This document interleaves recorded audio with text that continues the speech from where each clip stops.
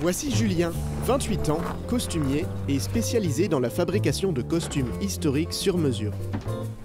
Cet artisan recrée intégralement des tenues d'antan, réalisant ainsi des pièces d'exception uniques et personnalisées.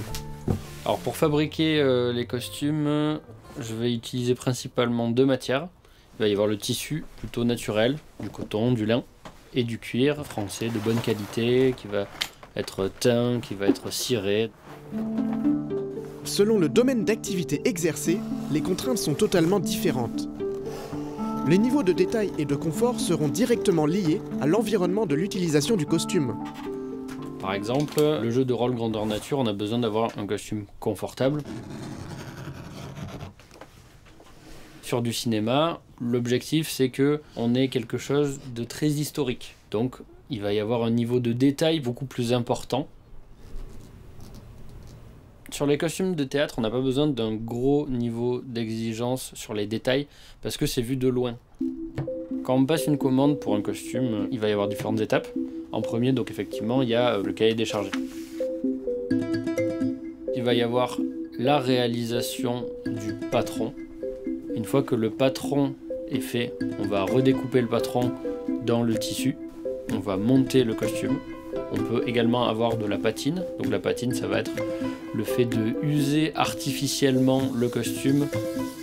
Et j'aime bien avoir un côté assez historique dans les pièces que je fais. Maintenant, pour différentes raisons, des raisons d'esthétique, de praticité, on va faire évoluer un petit peu ce côté historique. Dans le cadre du jeu de rôle, les costumes sont inspirés d'un univers héroïque fantasy sur la base d'une réalité moyenâgeuse.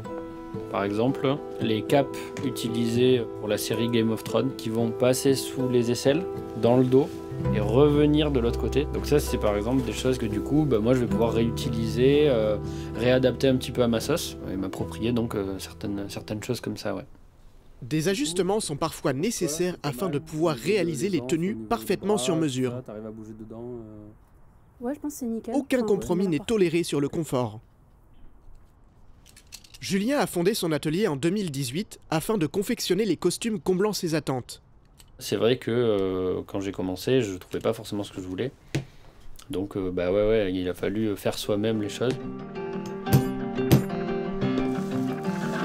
Le fait de mouiller le cuir, ça va le rendre tout mou, tout flex. Il va marquer plus en fait. Ayant suivi une formation de costumier de cinéma, Julien maîtrise à la perfection les différentes techniques de création de costumes.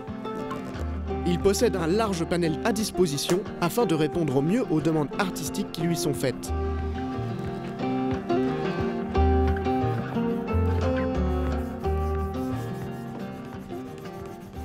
Là, l'étape de teinture vient tout juste d'être terminée, c'est-à-dire que le cuir est encore un petit peu humide. On va en profiter pour venir lustrer le cuir. Ça va éviter des dégorgements de teinture. Quand on se représente le Moyen-Âge dans l'inconscient collectif, on a quelque chose de très terne. Et en fait, c'est une époque qui est très colorée. Donc là, le fait de venir faire un ponçage sur la pièce, de cette manière-là, on va casser cet effet de ligne qui s'était créé. On arrive sur les finitions. Le but, ça va être de nourrir le cuir pour pas qu'il sèche, pour pas qu'il craquelle dans le temps.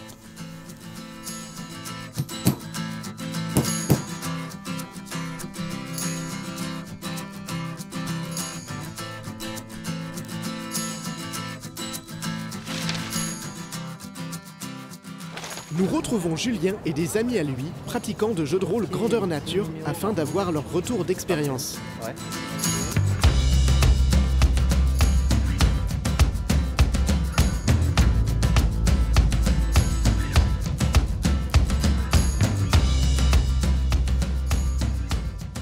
Salut, c'est Jean-Sébastien, je suis monteur vidéaste. Alors je m'appelle Quentin, je suis directeur d'une association. Je m'appelle Kritsa, je suis étudiante, je suis une grande fan d'Heroic Fantasy. Alors je crois que ça fait 8 ans que je fais du GN. J'ai vraiment commencé par l'organisation. J'aime beaucoup écrire, j'aime beaucoup créer des univers et c'est ça qui m'a animé. Dans un seul et même événement de GN, vous pouvez jouer plusieurs rôles à la fois. Après, souvent, on va vivre des quêtes, des aventures. Pour l'immersion, dans son personnage, il y a plusieurs détails à prendre en compte. Les costumes, l'ambiance, il y a une espèce de coupure de la réalité. Les joueurs eux-mêmes sont aussi garants et apportent une immersion. C'est même eux qui la créent, au final, la plus belle des immersions. C'est-à-dire qu'ils ont des costumes, le costume est important. Il faut vraiment y faire attention parce que c'est l'élément qui peut vous aider à vous immerger dans votre rôle, mais aussi à immerger les autres personnes. C'est ça qui va rendre crédible l'univers dans lequel se déroule le jeu. La chose que j'ai aimée, c'est qu'en fait, il n'y a pas cette barrière des classes sociales qu'on peut avoir une fois qu'on est en civil. Et tout le monde est accepté, quel qu'il soit en fait. Il n'y a pas du tout de jugement. Dans la vraie vie, vous êtes quelqu'un, et là, vous pouvez vraiment vous permettre d'être quelqu'un d'autre. Tout est oublié à partir du moment où on est dans nos personnages et dans leurs histoires. Il y a une alchimie toute particulière et franchement, c'est beau. Vous pouvez tout faire, il n'y a aucune limite au GN.